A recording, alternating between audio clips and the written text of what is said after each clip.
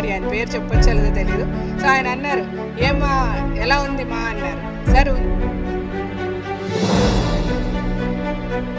And I never behave with anybody who is నాకంటే junior లేదా నాకంటే ఇన్ఎక్స్పీరియన్స్ లేదా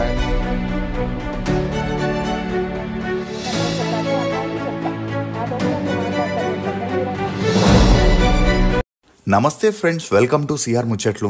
ఫ్రెండ్స్, యాంగ్రీ యంగ్ మ్యాన్ గా ఒకప్పుడు మంచి గుర్తింపు తెచ్చుకున్న హీరో రాజశేఖర్ వెండి తెరపై కనిపించి చాలా రోజులైంది.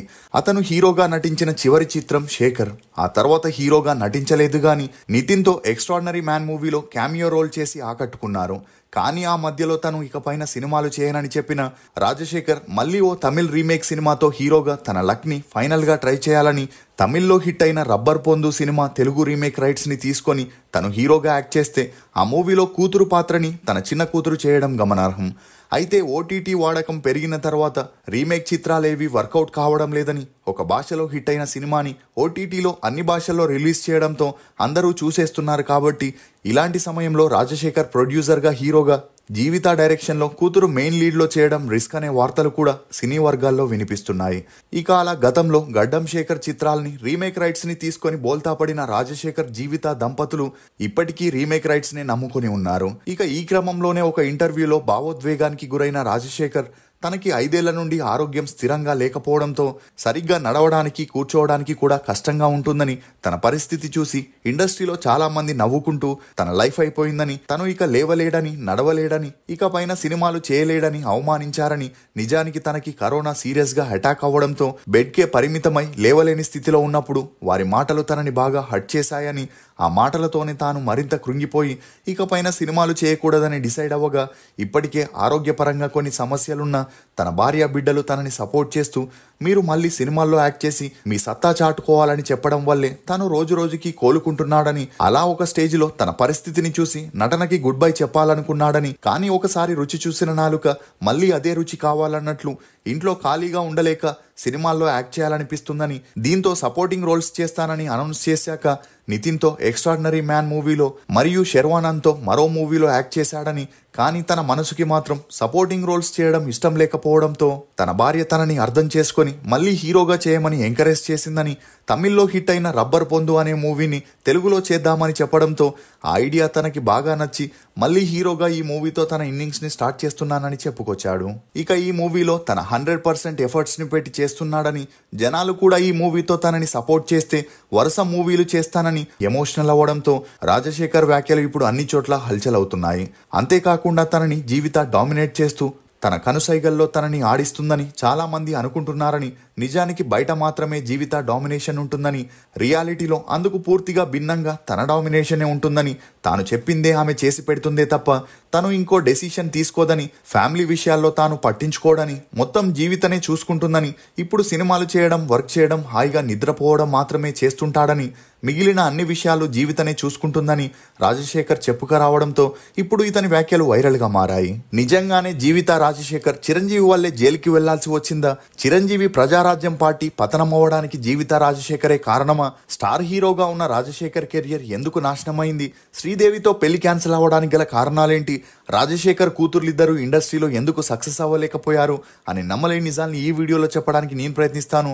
మీరు మాత్రం ఈ వీడియోని పూర్తిగా చూడండి. టీ రుచులతో మీరు అలసిపోయి ఉంటారు, అందుకే మీకోసం బేబర్ చాక్లెట్ ని తీసుకొస్తున్నాం. ఇది రుచికి రుచి, ఆరోగ్యానికి ఆరోగ్యం. ఇందులో ఉండే ఫ్లవనాయిడ్లు రక్తనాళాలని వృద్ధి చేసి గుండె ఆరోగ్యాన్ని పెంచుతుంది. చాక్లెట్ టీ తాగడం ద్వారా ఒంట్లో కొవ్వు పెరగడాన్ని నియంత్రిస్తూ మతిమరుపుని కూడా తగ్గిస్తుంది. అమెజాన్, ఫ్లిప్కార్ట్ లో కూడా అవైలబుల్ గా ఉన్నాయి, కానీ మన వెబ్సైట్ లో ఆర్డర్ చేసుకుంటే మంచి ఆఫర్స్ ఉన్నాయి. ఇక వివరాల్లోకి వెళితే రాజశేఖర్ ఇతను 1962లో తమిళనాడులోని చెన్నైలో ఆర్థికంగా బలంగా ఉండే ఒక ఫ్యామిలీలో జన్మించాడు. తండ్రి వరదరాజు గోపాలన్, తల్లి ఆండాలు. ఇతనికి సెల్వా అనే ఒక తమ్ముడు కూడా ఉన్నాడు. ఇక రాజశేఖర్ తండ్రి సబ్ ఇన్స్పెక్టర్ గా పనిచేస్తే తల్లి హౌస్ వైఫ్ గా ఉండేది. ఇదిలా ఉంటే హీరోయిన్ శ్రీదేవి తండ్రి అయ్యప్పన్ మరియు రాజశేఖర్ తండ్రి వరదరాజు మంచి స్నేహితులు కావడం, అప్పుడప్పుడు వారందరూ కలిసి శ్రీదేవి మూవీ షూటింగ్స్ ని చూడడానికి వెళ్లడంతో రాజశేఖర్ తమ్ముడు సెల్వన్ కి సినిమాలపై ఇంట్రెస్ట్ ఏర్పడింది. ఇక అలా చదువుల్లో అంతంత మాత్రమే లోనే ఉన్న సెల్వన్ చదువులకి ఫుల్ స్టాప్ పెట్టేసి డైరెక్టర్ అవ్వాలని తన ట్రయల్స్ ని మొదలెట్టాడు. ఇక రాజశేఖర్ చదువుల్లో చురుగ్గా ఉండడంతో డాక్టర్ అవ్వాలని డిసైడ్ అయి అంజికరైలోని ఒక కాలేజీలో ఎంబీబీఎస్ చదువుతుంటే శ్రీదేవి అప్పటికే టాప్ స్టార్ గా ఉండేది. ఇక అలా వెల్ సెటిల్డ్ ఫ్యామిలీ మరియు డాక్టర్ చదువుతున్న రాజశేఖర్ కి శ్రీదేవినిచ్చి పెళ్లి చేయాలని శ్రీదేవి నాన్నగారికి చాలా ఇంట్రెస్ట్ ఉండేది. దీంతో రాజశేఖర్ తండ్రి దగ్గర పెళ్లి ప్రపోజల్ పెట్టగా అందుకు రాజశేఖర్ పేరెంట్స్ ఒప్పుకోలేదు. ఎందుకంటే సినిమాల్లో యాక్ట్ చేసే అమ్మాయిల్ని తమ ఇంటి కోడలిగా తెచ్చుకోమని కరాఖండిగా చెప్పడంతో ఈ పెళ్లికి అక్కడికక్కడే ఫుల్ స్టాప్ పడింది. అలా ఎప్పుడైతే తన ఎంబీబీఎస్ పూర్తయిందో నిదానంగా రాజశేఖర్కి యాక్టింగ్ పై ఇంట్రెస్ట్ పెరిగి తను కూడా యాక్టర్ అవ్వాలనుకుంటున్నట్లు ఇంట్లో చెప్పగా అందుకు వారు ఒప్పుకోకపోవడంతో ఇంట్లో నుండి పారిపోయాడు. ఇక అలా ఒక వారం ఎక్కడున్నాడో తెలియక తల్లిదండ్రులు సతమతమవుతూ పోలీస్ కంప్లైంట్ ఇచ్చినా కూడా ఎలాంటి ప్రయోజనం లేకపోవడంతో ఒక వారం తర్వాత రాజశేఖర్ ఇంటికి తిరిగి రాగా చేసేదేమీ లేక ఒక కండిషన్ పై సినిమాల్లో యాక్ట్ చేసేందుకు ఒప్పుకున్నారు. అలా సినిమాల్లో యాక్ట్ చేసే అమ్మాయిల్ని ఎట్టి పరిస్థితుల్లోనూ పెళ్లి చేసుకోకూడదని తన తండ్రి ప్రామిస్ తీసుకోవడంతో రాజశేఖర్ కూడా అందుకు ఒప్పుకొని సినిమాల్లో ట్రయల్స్ ని మొదలెట్టాడు. ఇక అలా రాజశేఖర్ ఒకవైపు డాక్టర్ గా ప్రాక్టీస్ చేస్తూనే మరోవైపు సినిమాల్లో ట్రై చేయగా 1984లో భాగ్యరాజ్ డైరెక్షన్ లో పుదుమై పెన్ అనే మూవీలో ఒక సపోర్టింగ్ రోల్ చేసే అవకాశం వచ్చింది. అలా వెంటనే పుదియై తీర్పు మూవీలో కూడా ఒక సపోర్టింగ్ రోల్ చేస్తూనే సెల్వి మూవీలో జీవితకి భర్తగా యాక్ట్ చేసే ఛాన్స్ వచ్చింది.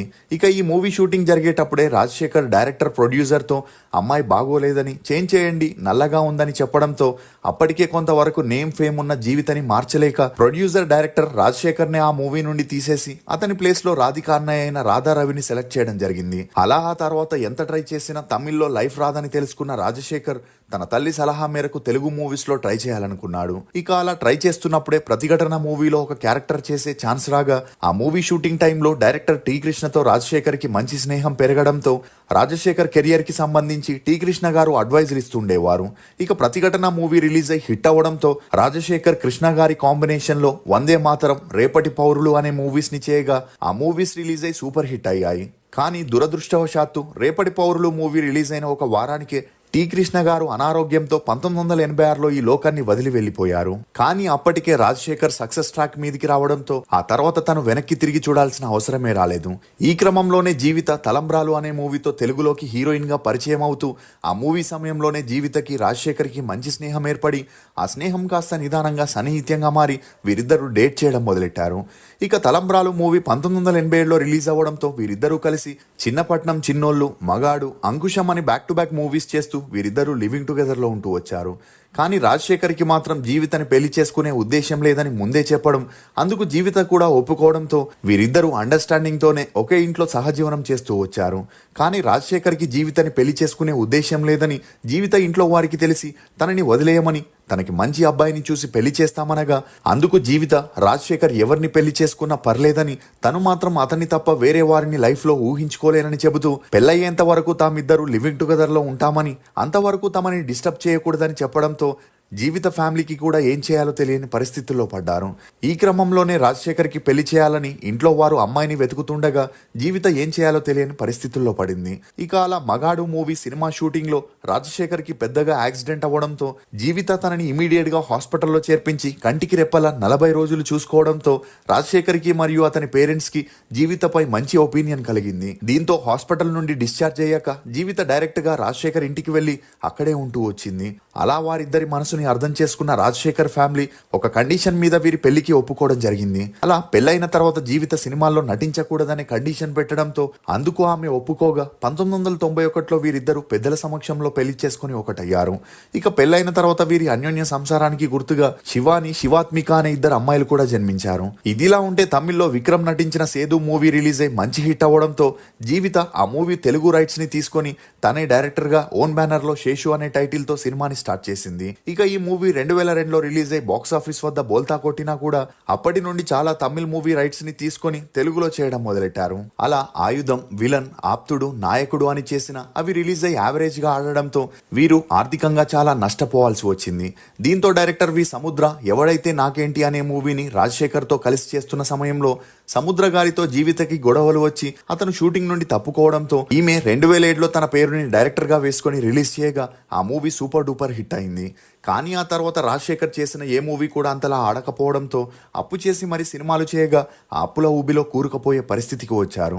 ఇక బయట డైరెక్టర్లు ప్రొడ్యూసర్లు రాజశేఖర్తో వర్క్ చేసేందుకు ఇంట్రెస్ట్ చూపించినా కూడా వారు ముందుగా జీవితకి స్టోరీ చెప్పి ఆమెకి నచ్చితేనే ఒప్పుకుంటుందని, అది కూడా వారు అడిగినంత డబ్బుతో పాటు ఫెసిలిటీస్ ఇస్తేనే రాజశేఖర్ డేట్స్ ని కేటాయిస్తుండేదని, అలా నానా కండిషన్స్ పెట్టడంతో విసుగు చెందిన చాలా మంది ప్రొడ్యూసర్లు డైరెక్టర్లు రాజశేఖర్ ప్లేస్ లో ఇతర హీరోలని తీసుకోవడం మొదలెట్టారు. ఇక అలా ఛాన్సులు తగ్గడంతో వీరే ఓన్ బ్యానర్ లో మహంకాళి, గడ్డం గ్యాంగ్ అని చేసిన ఆ మూవీస్ రిలీజ్ అయ్యి అటొచ్చి ఇటు వెళ్లిపోయాయి.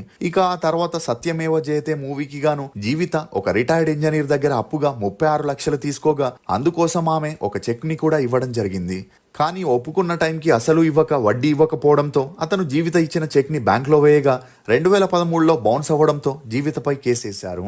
అలా ఆమె కోర్టుకి హాజరు కాకపోవడంతో కోర్టు అరెస్ట్ వారెంట్ ని కూడా జారీ చేసింది. ఇక ఇదిలా ఉంటే మా ఎలక్షన్ సమయంలో శ్రీరెడ్డి జీవిత మీద సంచలన ఆరోపణలు చేస్తూ ఇండస్ట్రీలో కాస్టింగ్ కౌచ్ గురించి మాట్లాడుతూ జీవిత తన భర్త కోసం హాస్టల్ నుండి అమ్మాయిల్ని తెస్తుందని, ఇంకా ఇండస్ట్రీలో చాలా మంది హీరోయిన్స్ కి ఛాన్స్ ఇస్తానని మభ్యపెట్టి వారిని తన దగ్గరికి పంపిస్తుందని చెప్పడంతో అప్పట్లో ఈమె వ్యాఖ్యలు హల్చల్ అయ్యాయి. ఇక ఈమె వ్యాఖ్యలపై స్పందించిన జీవిత శ్రీరెడ్డి చెప్పేవన్నీ అబద్ధమని, ఆమె ఒక చీటర్ అని, ఫ్రాడ్ అని, తాను అలాంటి పనులు చేసినట్లు తన దగ్గర ప్రూఫ్స్ ఉంటే చూపించమని సవాలు విసరడంతో ఈ ఇష్యూకి అక్కడికే ఫుల్ స్టాప్ పడిందని చెప్పొచ్చు. ఇక అలా గరుడవేగ మూవీ స్టోరీ తనకి బాగా నచ్చడంతో వీరే తమ ఓన్ బ్యానర్ లో చేయాలని ల్యాండ్ డాక్యుమెంట్స్ ని పెట్టి 86 కోట్ల అప్పు తీసుకోగా ఆ అమౌంట్ ని తిరిగి చెల్లించకపోవడంతో పాటు ఫైనాన్సర్ కి జీవిత రాజశేఖర్ రెస్పాండ్ అవ్వకపోవడంతో అతను మీడియా ముందుకి వచ్చి వారిద్దరి గురించి మాట్లాడుతూ వారిద్దరూ చీటర్స్ అని, తన డబ్బుని తనకి తిరిగి ఇవ్వట్లేదని చెబుతూ వారి పరువుని తీస్తూ వారిపై కంప్లైంట్ ఇవ్వడం జరిగింది. దీంతో వేరే దారి లేక జీవిత రాజశేఖర్ అప్పు కట్టడానికి తమ ఇంటిని అమ్మాలని డిసైడ్ అవ్వగా ఈ వార్తలు టాలీవుడ్ వర్గాల్లో వైరల్ అవ్వడంతో ఆ ఇల్లుని చిరంజీవి గారి కోడలైన ఉపాసన 200 కోట్లు పెట్టి కొనుక్కొని తన కూతురు పేరు మీద రాయడం విశేషం. ఇదిలా ఉంటే 2002లో తమిళ్లో రిలీజ్ అయిన రమణ మూవీ రైట్స్ ని కొనుక్కునేందుకు జీవిత రాజశేఖర్ తమిళ్ డైరెక్టర్ ప్రొడ్యూసర్స్ తో అగ్రిమెంట్ వేసుకొని తనకి అడ్వాన్స్ ఇవ్వడం జరిగింది. ఇక ఇదే విషయం తమకి అప్పట్లో క్లోజ్ గా ఉన్న చిరంజీవితో చెప్పగా చిరంజీవికి కూడా రమణ మూవీ నచ్చడంతో ఎక్స్ట్రా అమౌంట్ నిచ్చి ఆ మూవీ రైట్స్ ని అరవింద్ గారి చేత కొనిపించడం, అలా ఆ మూవీని ఠాగూర్ గా చేయడం జరిగింది. దీంతో అప్పటి నుండే చిరంజీవి జీవిత రాజశేఖర్ ఎనిమీస్ లాగా మారి మీడియాలో టార్గెట్ చేసుకుంటూ ఒకరి గురించి ఒకరు మాట్లాడుకోవడం మొదలెట్టారు. అంతేకాకుండా చిరంజీవి తమని అవమానించేలా తన కోడలతో తమ ఇల్లుని కొనుక్కున్నారని చెప్పడంతో ఈ వ్యాఖ్యలు హల్చల్ అయ్యాయి. ఇదిలా ఉంటే రాజకీయాల మీద మక్కువ ఎక్కువగా ఉండడంతో జీవిత రాజశేఖర్ 2006లో టీడీపీలో జాయిన్ అవ్వగా అందులో తమకి అంతలా ప్రయోజనం కలగకపోవడంతో రాజశేఖర్ రెడ్డి గారి సలహాతో కాంగ్రెస్ లో జాయిన్ అవ్వగా అప్పుడే చిరంజీవి ప్రజారాజ్యం పార్టీని కూడా స్టార్ట్ చేయడం జరిగింది. ఇక అలా రాజశేఖర్ రెడ్డి గారు జీవితకి రాజశేఖర్ కి చిరంజీవిని విమర్శించే పనిని అప్పగించారు. ఇక అలా ప్రెస్ మీట్ లో చిరంజీవిని విమర్శిస్తూ అతను పర్ఫెక్ట్ లీడర్ కాదని, తనకి రాజకీయ అనుభవం లేదని నోటికొచ్చినట్లు తిట్టడంతో ఆగ్రహానికి గురైన చిరంజీవి ఫ్యాన్స్ రాజశేఖర్ ని కొట్టి అతని ఇంటి మీదికి రాళ్లని విసరడంతో హాస్పిటల్ పాలయ్యారు. అలా జీవిత రాజశేఖర్ కి రాజశేఖర్ రెడ్డి గారు ఫైనాన్షియల్ గా చూసుకున్నారని, దీంతో వారు అప్పులు కూడా కట్టారనే వార్తలు కూడా బయటికి వచ్చాయి. ఇక ఎప్పుడైతే 2009 ఎలక్షన్స్ లో ప్రజారాజ్యం పార్టీ 290 స్థానాలకి 18 సీట్లని స్వాధీనం చేసుకుందో ఆ పార్టీ ఓటమికి జీవిత రాజశేఖర్ చేసిన నెగిటివ్ పబ్లిసిటీయే కారణమని ఆగ్రహానికి గురైన అల్లు అరవింద్ 2011లో చిరంజీవి బ్లడ్ బ్యాంక్ పై జీవిత రాజశేఖర్ చేసిన వ్యాఖ్యలపై కేసు వేయడం జరిగింది. అలా అతను 2011లో కేసేస్తే 2023లో నాంపల్లి కోర్టు తీర్పునిచ్చి శిక్షణ విధించిన ఇమీడియట్ గా బెయిల్ పై వీరిద్దరూ బయటికి రావడంతో ఈ కేసుకి అక్కడికే ఫుల్ స్టాప్ పడింది. ఇక ఆ మధ్యలో రాజశేఖర్ కి హెల్త్ బాగోలేక హార్ట్ అటాక్ రావడంతో ఎక్కువగా షూటింగ్స్ చేయకుండా ఇంటికే పరిమితం అవ్వాల్సి వచ్చింది. ఈ సమయంలోనే తన ఇద్దరు కూతుర్లని తమ సినీ వారసులుగా తీసుకురావాలని పెళ్లి సందడి సినిమాతో పెద్దమ్మాయి అయిన శివానిని ఎంట్రీ ఇప్పించి ఆ తర్వాత అద్భుతం, WW, శేఖర్, జిలేబీ, కోటబొమ్మాలి అని 10 సినిమాల్లో 2 వెబ్ సిరీస్ లో యాక్ట్ చేసిన అంతలా గుర్తింపు రాలేదు. ఇక రెండో కూతురు దొరసాని మూవీతో ఎంట్రీ ఇచ్చి వీడు, పంచతంత్రం అనే మూవీస్ ని చేసిన అంతలా సక్సెస్ ని అందుకోలేకపోయింది. ఇందుకు కారణం జీవిత స్క్రిప్ట్, కాస్టింగ్ లాంటి వాటిలో ఇన్వాల్వ్ అవ్వడం, మధ్య మధ్యలో డబ్బుల్ని ఎక్కువగా డిమాండ్ చేయడంతో నిదానంగా ఇద్దరు కూతుర్లకి ఛాన్సులు తగ్గుతూ ఇంట్లోనే ఉండే పరిస్థితి వచ్చింది. ఇది ఫ్రెండ్స్ రాజశేఖర్ గురించి కొన్ని నమ్మలేని నిజాలు. ఈ వీడియో మీద మీ అభిప్రాయాన్ని కమెంట్ సెక్షన్ లో తప్పకుండా తెలియజేయండి. మేము చేసిన ఈ వీడియో మీకు నచ్చినట్లయితే ఒక లైక్ ద్వారా మీ సపోర్ట్ ని మాకు తెలియజేయండి. For more interesting videos please subscribe to CR ముచ్చట్లు.